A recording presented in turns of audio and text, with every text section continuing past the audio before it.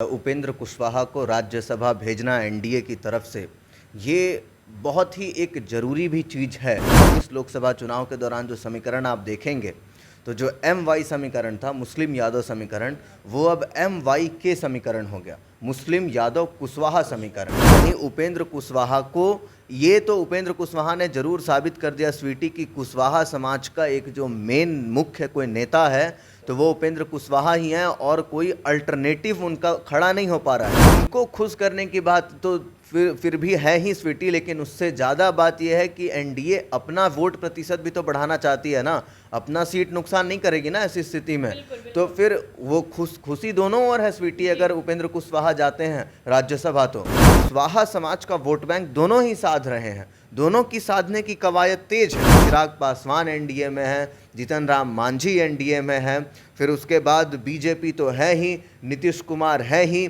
ऐसी स्थिति में अगर केवल एक उपेंद्र कुशवाहा भी आ जाते हैं तो ये परफॉर्मेंस इतना दिलचस्प हो जाएगा, इतना अच्छा हो जाएगा कि शायद तेजस्वी यादव का सुपड़ा साफ हो जाए। नमस्कार, मैं स्वीटी और आप देख रहे हैं NBC 24। बिहार विधान परिषद में एक सीट को लेकर एनडीए में तानातनी खत्म करने को लेकर बता दें कि उपेंद्र कुशवाहा यानी कि राष्ट्रीय लोक मोर्चा के अध्यक्ष उपेंद्र कुशवाहा को राज्यसभा भेजा जा सकता है। ऐसे में बता दें कि 2025 विधानसभा चुनाव से पहले राज्यसभा भेजा अगर जाते हैं उपेंद्र कुशवाहा, अगर एनडीए की तरफ से उन्हें भेजा जाता है राज्यसभा में, तो क्या 2025 विधानसभा चुनाव में इसका असर पड़ेगा। ऐसे में इसी मुद्दे पर बातचीत करने के लिए हमारे सहयोगी आशीष हैं।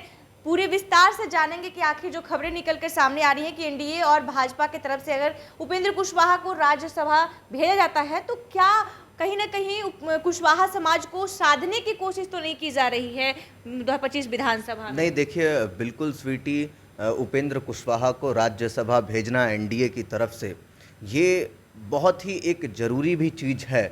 इस चीज़ को इसलिए समझना चाहिए क्योंकि लालू प्रसाद यादव की जो 2024 लोकसभा चुनाव के दौरान जो समीकरण आप देखेंगे तो जो एम वाई समीकरण था, मुस्लिम यादव समीकरण, वो अब एम वाई के समीकरण हो गया, मुस्लिम यादव कुशवाहा समीकरण। आप इस चीज़ को भी देखिएगा कि चुनाव के बाद जो संसदीय दल का अध्यक्ष चुना गया है वो अभय कुशवाहा को चुना गया है, जो औरंगाबाद से इस बार विधायक सांसद चुन करके आए हैं। तो ऐसी स्थिति में स्वीटी हर तरफ से अब कुशवाहा समाज को साधने की कोशिश की जा रही है।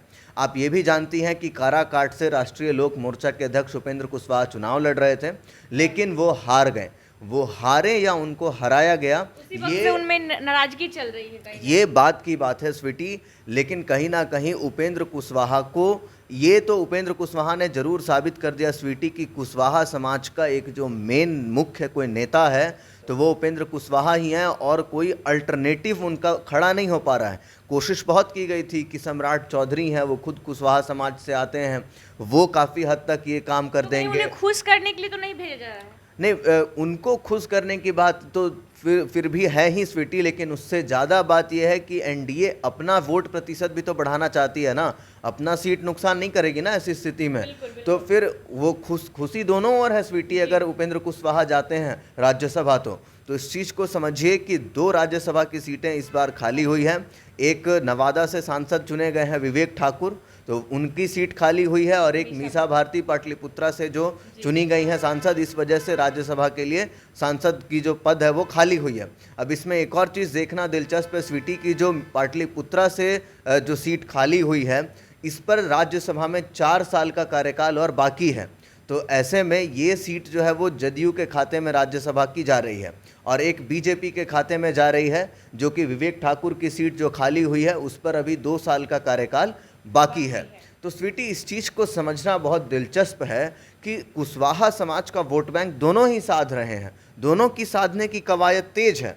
आप ये भी जानती हैं कि एनडीए की ओर से कितने कुशवाहों को 2024 के लोकसभा चुनाव में सीट मिली थी, और इधर लालू प्रसाद यादव ने 8-8 कुशवाहा उम्मीदवार उतारे थे। तो तवज्जो दी जा रही है ज़्यादा कुशवाहा, तरजीह दी जा रही है सबसे ज़्यादा कुशवाहा समाज को, क्योंकि यही वो समाज है स्वीटी जो कि अब की बार लोकसभा चुनाव में नीतीश कुमार के रहने के बावजूद, लोकसभा चुनाव में रहने के बावजूद स्वीटी अपना वोट ट्रांसफ़र नहीं कर पाया, यानी कुशवाहा समाज अपना वोट ट्रांसफ़र नहीं किया। और ये कहीं ना कहीं एक बड़ी जो है चिंता का विषय है। स्वीटी, इस चीज़ को समझना भी बहुत ज़रूरी है कि देखिए चिराग पासवान एनडीए में है, जीतन राम मांझी एनडीए में है, फिर उसके बाद बीजेपी तो है ही, नीतीश कुमार है ही। ऐसी स्थिति में अगर केवल एक उपेंद्र कुशवाहा भी आ जाते हैं तो ये परफॉर्मेंस इतना दिलचस्प हो जाएगा, इतना अच्छा हो जाएगा कि शायद तेजस्वी यादव का सुपड़ा साफ हो जाए। तो बिहार विधानसभा में किस तरीके के परिणाम देखने को मिलेंगे अगर देखिए- एनडीए की ओर से जाते हैं उपेंद्र कुशवाहा तो? देखिए स्वीटी, बिल्कुल यही अहम सवाल है जो कि माना जा रहा है फिलहाल कि अगर उपेंद्र कुशवाहा एनडीए की ओर से राज्यसभा चले जाते हैं तो फिर कुशवाहा समाज का जो एक मुख्य नेतृत्वकर्ता जिसको माना जाता है उपेंद्र कुशवाहा, वो अपना वोट ट्रांसफ़र जो है वो करा पाएंगे एनडीए को। और ऐसी स्थिति में स्वीटी जो परिणाम देखने को मिलेंगे वो 2010 की जो विधानसभा चुनाव हुए थे, याद करिए, जिसमें एनडीए का एक उत्कृष्ट प्रदर्शन था। मात्र 22 सीटों पर राजद को सिमेट करके रख दिया गया था 243 के टोटल आंकड़े में से। तो ये कहीं ना कहीं दिलचस्प बात होगी स्वीटी देखने के लिए। और ऐसी स्थिति में उपेंद्र कुशवाहा को साधना बहुत ज़्यादा ही ज़रूरी है बीजेपी के लिए, एनडीए के लिए खास करके, क्योंकि अब की बार लौकुश समीकरण जो नीतीश कुमार का रहता था उसमें जो ये कुश समीकरण है, कुशवाहा समीकरण है, ये कार्ड चलता हुआ नज़र नहीं आया।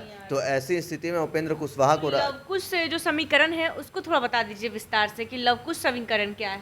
देखिए स्वीटी, जो नीतीश कुमार हैं वो जब 2005 में उन्होंने सरकार बनाई थी, उस दौरान नीतीश कुमार सबसे ज़्यादा कुशवाहा कुर्मी जो ये वोट बैंक है उनको अपनी साथ लेकर के आगे चले थे। बिहार की राजनीति में कोई भी अगर आगे बढ़ा स्वीटी तो वो एक ना एक अपना वोट बैंक जरूर लेकर चला। आप लालू जी को देख लीजिए, एमवाई समीकरण लेकर चले, आप बीजेपी को देख लीजिए, ब्रह्मांड बनिया को लेकर के अपने साथ चला, आप नीतीश कुमार को देखिए। ठीक उसी तरीके से जदयू ने भी अपना लवकुश का समीकरण एक तैयार किया था और उस पर बहुत हद तक कारगर भी रहे। लेकिन इस लोकसभा चुनाव में लालू प्रसाद यादव ने ऐसी बिसात बिछाई कि स्वीटी वहाँ पर कुशवाहा समाज का जो vote transfer Nitish Kumar NDA को करवाते हैं वो ना हो करके अब की बार आरजेडी को हुआ। और यही बात जो है ये कहीं ना कहीं बहुत बड़ा विषय फिलहाल चर्चा का बना हुआ है। इसमें देखिए सम्राट चौधरी को भी नुकसान है। सम्राट चौधरी खुद कुशवाहा नेता है, इतने बड़े डिप्टी चीफ मिनिस्टर हैं, बिहार भाजपा में उनका इतनी बड़ी पकड़ है, अध्यक्ष के तौर पर भी हैं। तो ऐसी स्थिति में स्वीटी क्यों नहीं वोट ट्रांसफ़र करा पाएँ? अगर नहीं ट्रांसफ़र करा पाएँ तो फिर उनको उनके पद को त्यागना चाहिए। ये अपने आप में सवाल है और इसको लेकर के भी फिलहाल चिंताएं तेज हैं और अब उपेंद्र कुशवाहा को तरजीह दी जाएगी जरूर है। बिल्कुल, काफी दी जा रही है पहले से के मुताबिक। बिल्कुल।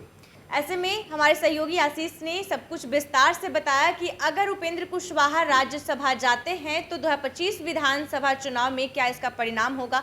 और जिस तरीके से उपेंद्र कुशवाहा जो हैं काफ़ी दिनों से नाराज चल रहे हैं, लेकिन 2025 में कुशवाहा समाज को तवज्जो दी जा रही है। ऐसे में कहीं ना कहीं अब जो बीजेपी एनडीए की तरफ से अगर उपेंद्र कुशवाहा राज्यसभा जाते हैं, अब तो देखने वाली बात होगी कि आखिर 2025 विधानसभा चुनाव में इसका क्या नतीजा होता है। ऐसे ही तमाम खबरों के लिए देखते रहिए NBC 24। धन्यवाद।